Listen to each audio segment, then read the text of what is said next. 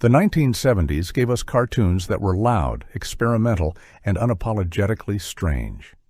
They dared to touch subjects, styles, and stereotypes that modern audiences would never tolerate.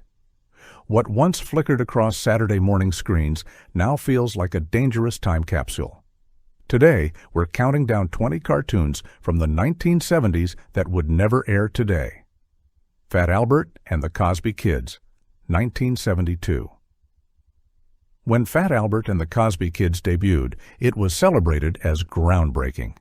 Here was a Saturday morning cartoon aimed at teaching inner-city kids morals through humor and music. With its catchy "Hey, hey, hey" and a cast of colorful friends, it looked wholesome on the surface.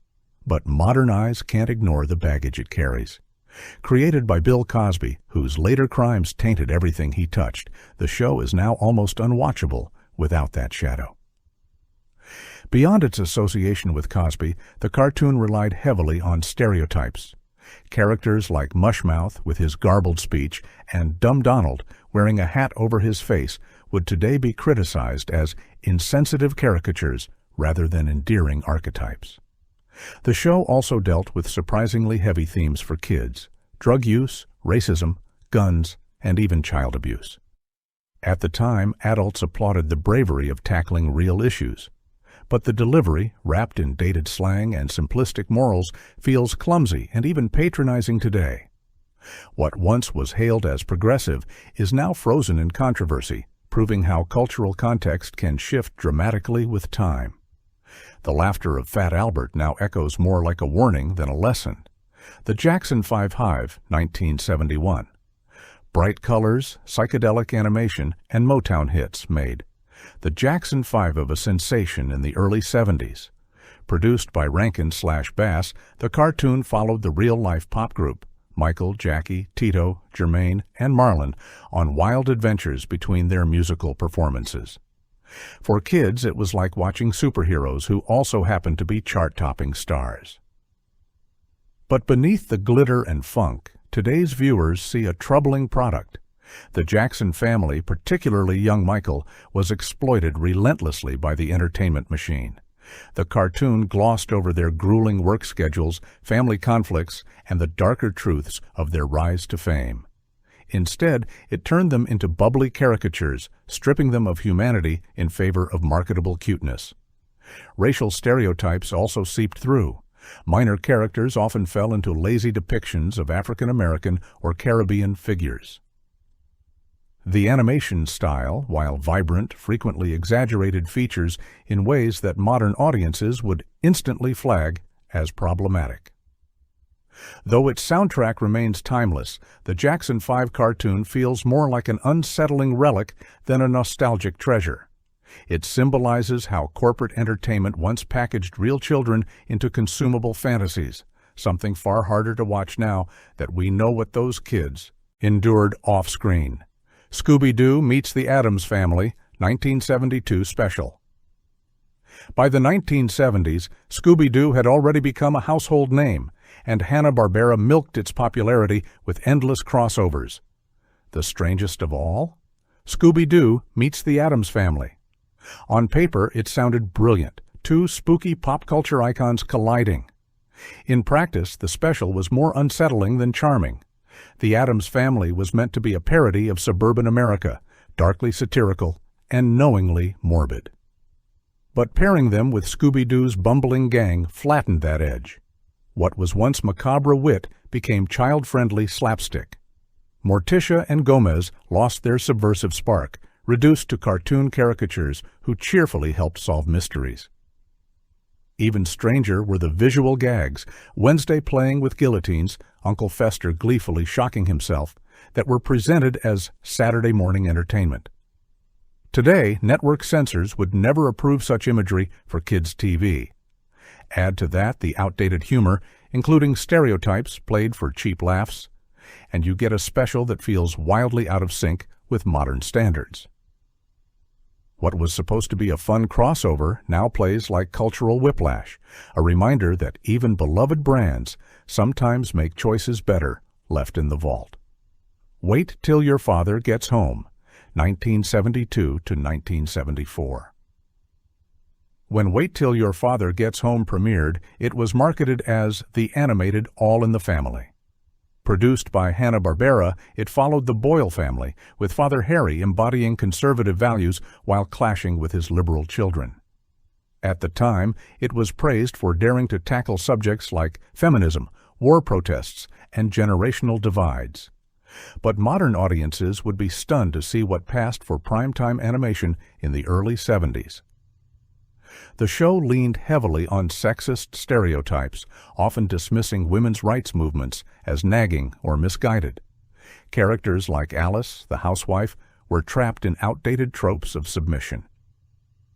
Even when the show tried to highlight progressivism, it often did so through mocking caricature, reinforcing the very prejudices it pretended to critique. The tone wasn't subtle, it was blunt, confrontational, and at times mean-spirited.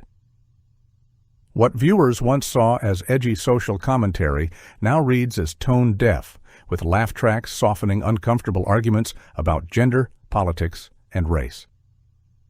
In retrospect, the show feels like a clumsy attempt to use humor as social critique.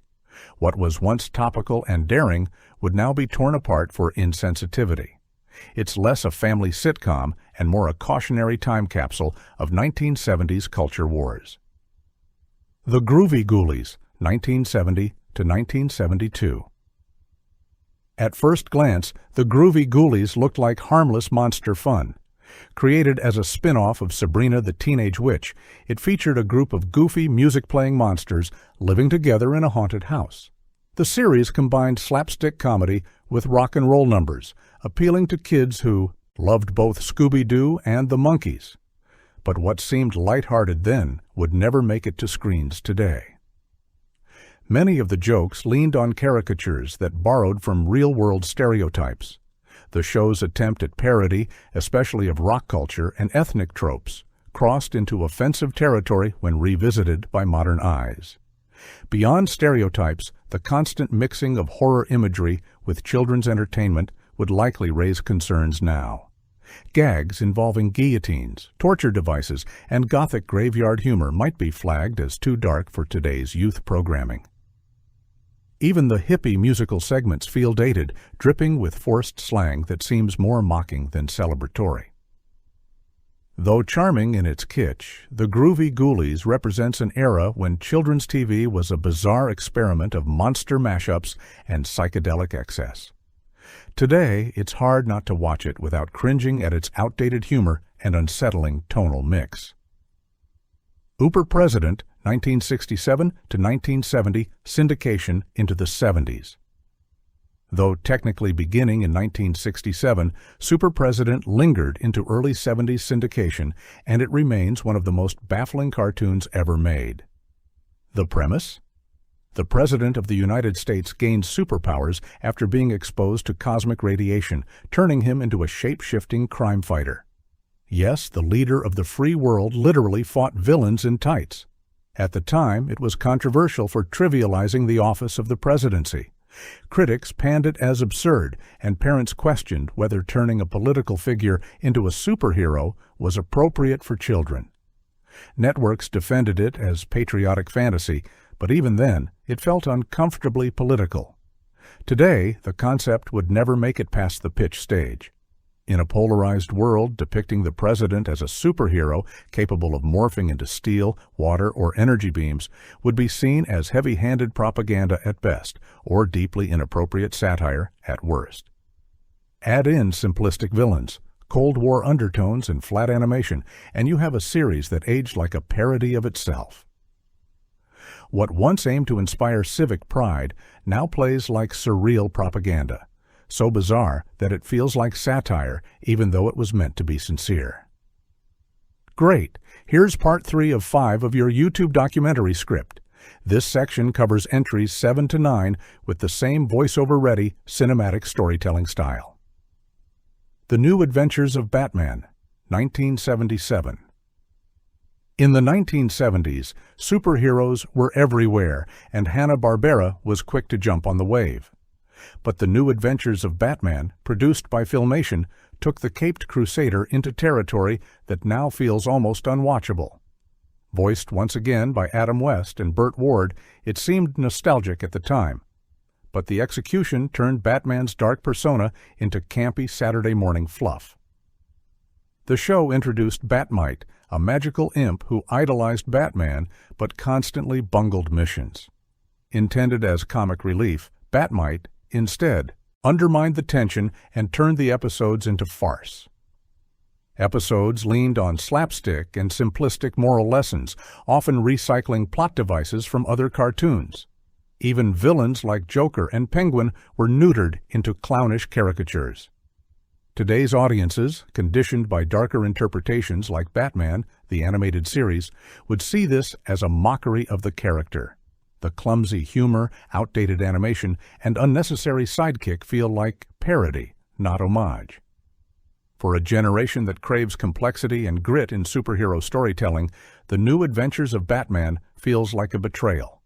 What was once colorful escapism now plays like a toothless relic, stripping Gotham of its menace and leaving only cartoonish noise. Hong Kong Phooey, 1974 to 1976. When Hong Kong Phooey premiered, it seemed like a quirky blend of martial arts mania and Saturday morning silliness. Voiced by Scatman Crothers, the show followed Penry the janitor, who transformed into a bumbling superhero martial artist. With his trusty cat spot, he took down criminals using a mix of slapstick and kung fu moves. At the time, martial arts were booming in American pop culture, largely thanks to Bruce Lee. But the cartoon reduced that cultural phenomenon into broad parody. The exaggerated kung fu gags, coupled with clumsy jokes about Asian culture, are now regarded as insensitive stereotypes. The show's entire premise, using Orientalist humor as entertainment, would be shut down by modern networks in an instant. Even back then, critics noted the irony. Penry's incompetence was often saved by his cat, undermining the very skills the show claimed to celebrate. Today, it feels not just dated, but tone-deaf, turning cultural admiration into caricature. Though Scatman Crothers brought undeniable charm, Hong Kong Phooey now serves as a reminder of how easily pop culture turned diversity into stereotype. Its catchy theme song remains iconic, but its humor hasn't aged gracefully. The Brady Kids, 1972 to 1974. Capitalizing on the success of the Brady Bunch, the animated spin-off. The Brady Kids seemed like an easy win. With the live-action cast reprising their roles, the show tried to blend sitcom warmth with cartoon fantasy. The kids had magical pets, went on wild adventures, and even interacted with historical figures through bizarre plot devices. But where the original sitcom thrived on family dynamics, the cartoon spiraled into psychedelic nonsense. Storylines featured talking pandas, time travel, and even trips to outer space. The attempt to merge the wholesome Brady brand with cartoon weirdness felt forced and soulless. What's more, the animation quality was cheap and repetitive, often reusing the same walking cycles and reaction shots. Audiences quickly realized this wasn't the Brady charm they loved, but a hollow cash grab. Today, the Brady Kids would be ridiculed as corporate exploitation of a beloved franchise. Its awkward blend of family values and surreal fantasy no longer resonates, and its stereotypes and shallow storytelling feel embarrassing. What once seemed like harmless Saturday morning fun now plays like a hollow echo of a classic, reminding us that not every hit show needs an animated clone. Butch Cassidy and the Sundance Kids, 1973. Hanna-Barbera loved to recycle formulas, and Butch Cassidy and the Sundance Kids was one of their strangest experiments. The series took inspiration from the hit 1969 Western film Butch Cassidy and the Sundance Kid. But instead of outlaws, the kids were reimagined as a rock band who moonlighted as secret agents. Yes, you heard that right. One of Hollywood's most iconic outlaw duos became teen spies with guitars. The show followed Butch, his bandmates, and their dog Elvis as they toured the world, playing concerts while thwarting international villains. The tonal mismatch was glaring. A gritty outlaw story turned into bubblegum espionage made little sense, and critics dismissed it as a desperate attempt to cash in on both Scooby-Doo and teen idol culture. Today, the concept feels absurd. Turning a serious adult-themed Western into a Saturday morning cartoon watered down the original's legacy and smacked of corporate exploitation. It's a classic example of how studios once believed kids would watch anything if it had music, spies, and a dog sidekick. What was intended as fun adventure now feels like a fever dream, proof that even the most beloved films weren't safe from the cartoonization craze of the 1970s. Sealab 2020, 1972. Long before Sealab 2021 became a cult parody on Adult Swim, there was Sealab 2020, a serious eco-themed cartoon produced by Hanna-Barbera. The show centered on scientists living in an underwater research facility, tackling issues like pollution, climate change, and marine preservation. On paper, it was forward-thinking and noble, but execution doomed it. Episodes were slow, heavy-handed, and lacked excitement. Attempts to educate kids about conservation came across as preachy lectures disguised as adventure. Even the animation, limited and repetitive, stripped the show of energy. Children tuning in on Saturday mornings wanted fun, not environmental guilt trips. Today, while the message might resonate, the delivery would not. Modern kids' programming demands nuance and entertainment alongside education. Sealab 2020 played like a classroom film reel stretched into a series, and audiences quickly abandoned it. Its later parody version proved the point. By mocking the original's self-serious tone, Sealab 2021 gave the concept new life. The failure of Sealab 2020 reminds us that good intentions don't always equal good television. The Roman Holidays, 1972. In the 60s and 70s, Hanna-Barbera had a winning formula. Take a modern sitcom and set it in another time period. The Flintstones was the prehistoric family sitcom, the Jetsons the futuristic one. In 1972, they tried it again with the Roman Holidays, a family comedy set in ancient Rome. The Holidays lived in an apartment with their pet lion, Brutus, and faced issues that mirrored modern suburban families. Rent, work stress, and nosy neighbors, all reimagined through toga jokes and gladiator gags. While it followed the successful Flintstones template, audiences didn't buy it. The humor was stale, the characters uninspired, and the ancient Rome gimmick wore thin fast. Today, the show would be written off as formulaic exploitation. The tired historical setting plus laugh track model no longer works, and many of its jokes leaned on outdated stereotypes about gender and culture.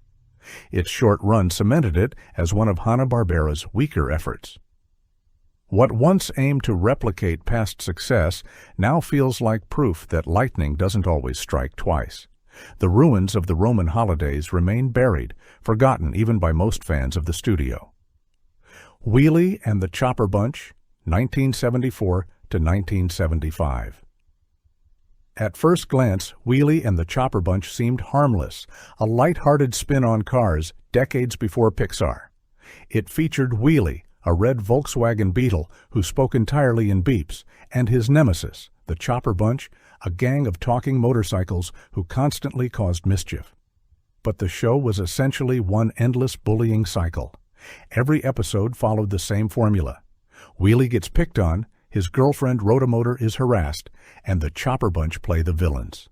The lessons were simplistic, boiling down to don't be mean. Today's critics would flag its relentless teasing and repetitive harassment as problematic, especially since Wheelie rarely stood up for himself in meaningful ways. The lack of diversity in characters, the gender stereotyping of Rota as a damsel, and the absence of real conflict resolution make it look hollow today. At the time, it was written off as forgettable fluff. Now it's remembered mostly as a relic of when studios thought any talking vehicle was marketable. What once passed for quirky entertainment now feels shallow, repetitive, and tone-deaf in its handling of bullying themes. Devlin, 1974. Devlin was Hanna-Barbera's attempt to cash in on the Evel Knievel craze. The cartoon followed Ernie Devlin, a motorcycle stunt rider, as he performed death-defying acts while also mentoring his younger siblings. It tried to balance action-packed spectacle with moral lessons for kids. But audiences weren't convinced. The stunts felt watered down for TV, robbing the show of the danger that made Knievel a household name. Meanwhile, the moralizing subplot slowed the pacing to a crawl. For kids craving thrills, it was dull. For parents, it was uninspired. Today, the concept feels outdated and unsafe. A cartoon glamorizing daredevil stunts, without addressing the very real injuries such performers endured, would be criticized as reckless. Its gender roles were also stuck in the past, with female characters sidelined to supportive roles. While Devlin aimed to inspire kids, it ended up exposing how quickly trends fade. What was once a flashy tie-in to stunt culture now sits forgotten, a wheelie that never quite landed. Valley of the Dinosaurs, 1974 to 1976. Valley of the Dinosaurs took the prehistoric formula of the Flintstones but added a twist, a modern family stranded in a hidden land filled with dinosaurs and cavemen. It blended adventure with a family survival story, aiming to educate kids about cooperation and primitive living. But despite its adventurous premise, the show never found its footing. Critics compared it unfavorably to Land of the Lost, which premiered around the same time with more compelling characters and better special effects. Valley of the Dinosaurs suffered from stiff animation, bland storytelling, and a repetitive focus on lesson of the week morals. Today, it would be considered too slow, too preachy, and visually dated to compete with modern children's media. Its caveman characters also fell into stereotypes, portrayed as simplistic, noble savages, a trope no longer acceptable. Though ambitious in scope, Valley of the Dinosaurs now feels like a fossil itself, an experiment in educational entertainment that never truly roared. Goober and the Ghostchasers, 1973. In the early 70s, Hanna-Barbera couldn't get enough of the teen detectives plus goofy sidekick formula. Goober and the Ghostchasers was one of their many Scooby-Doo clones, featuring a group of teens solving supernatural mysteries with the help of Goober, a bumbling dog who could turn invisible. On paper, it sounded like guaranteed success. The twist? The show featured bizarre celebrity crossovers with the Partridge Family kids, who appeared in animated form alongside the ghost-chasing gang. While this novelty caught attention at first, it quickly wore thin as the format added nothing new to the already crowded mystery-solving teens subgenre. Modern audiences would likely find Goober's invisibility gimmick cheap and lazy, and the show's reliance on stereotypes, both in its portrayal of ghosts and human characters, wouldn't fly today. Worse still, Goober's cowardly mutt antics felt like a carbon copy of Scooby-Doo without the charm, reducing the show to shameless imitation. What once seemed like a harmless spin-off now feels like a hollow product of corporate recycling. Today, it stands as proof that not every formula deserves endless duplication. Inch High, Private Eye, 1973. Few cartoons embody the absurd creativity of 1970s animation quite like Inch High, Private Eye. The premise was as literal as it sounds. A private detective only an inch tall, solving mysteries with the help of his niece, her boyfriend, and their dog. His small size was supposed to make him the ultimate sleuth. Unfortunately, audiences didn't buy it. The jokes often centered on tired size-related gags, and Inch High's squeaky voice grated on viewers. Stories leaned on recycled Hanna-Barbera tropes, offering little originality beyond the gimmick of a pint-sized detective. Today, critics would likely blast the show for its shallow representation of female characters. Inch High's niece was portrayed as a stereotypical pretty assistant with little agency. The cartoon's humor, rooted in slapstick rather than clever mystery solving, has aged poorly. Though it ran briefly, Inch High, Private Eye lingers in pop culture memory as one of the stranger Hanna-Barbera flops. What was meant to be clever innovation now feels like an awkward experiment in cartoon gimmickry. Clue Club, 1976 to 1979. Clue Club was another entry in Hanna-Barbera's endless production line of teen detective shows. Following four young sleuths and their talking dogs, Woofer and Whimper, the series leaned heavily on the Scooby-Doo formula. However, unlike Scooby, the dogs here constantly argued, providing grating comic relief that distracted more than entertained. The show attempted to distinguish itself by including younger junior detectives who contributed to solving mysteries. But this twist often slowed the pacing, making episodes feel cluttered and unfocused. Animation was cheap and plots were formulaic, with every mystery following the same predictable beats. In today's context, the series would be criticized for reinforcing tired gender roles, male characters taking the lead while female ones were sidelined. The show's reliance on stereotypical villains and repetitive tropes makes it hard to rewatch with modern sensibilities. Though it aired for several years, Clue Club is remembered today as one of the weaker Scooby knockoffs, a reminder of how far studios went to copy a single successful idea. The Skatebirds, 1977 to 1979. Trying to capture the slapstick chaos of the banana splits, Hanna-Barbera launched The Skatebirds, a live-action animated hybrid featuring people in giant bird costumes who roller skated between cartoon segments. The format was chaotic, blending sketches, music, and shorts featuring characters like Woofer and Whimper from Clue Club. At the time, kids enjoyed the wacky energy, but critics blasted it as disorganized and derivative. The live-action bird mascots were unsettling rather than funny, and the roller skating gimmick quickly wore thin. Today, the costumes would likely be seen as nightmare fuel, and the tone-deaf humor sprinkled throughout the segments wouldn't survive modern scrutiny. The animated shorts themselves leaned on tired tropes and sometimes dipped into lazy cultural stereotypes. Combined with the show's frantic pacing, it feels less like a cohesive series and more like a desperate attempt to cash in on multiple trends at once. Once billed as Saturday morning fun, The Skatebirds now plays like a forgotten fever dream, unsettling proof that not every gimmick deserves a spotlight. Jana of the Jungle, 1978. Jana of the Jungle was Hanna-Barbera's attempt to create a female counterpart to Tarzan. The series followed Jana, a young woman raised in the jungle who swung on vines, talked to animals, and fought to protect the natural world from poachers and villains. At the time, it was unusual to see a female lead in an action cartoon, and some praised its progressive slant. But despite good intentions, the execution faltered. Jana was often portrayed in revealing outfits that prioritized eye candy over empowerment, undermining her role as a strong heroine. Storylines, while focused on conservation, often veered into stereotypes about indigenous tribes, depicting them as primitive or mystical rather than nuanced characters. Today, the show would be called out for objectification and cultural insensitivity. What was framed as empowerment in the 1970s now reads as exploitative, a reminder of how representation can fall short even when it seems progressive.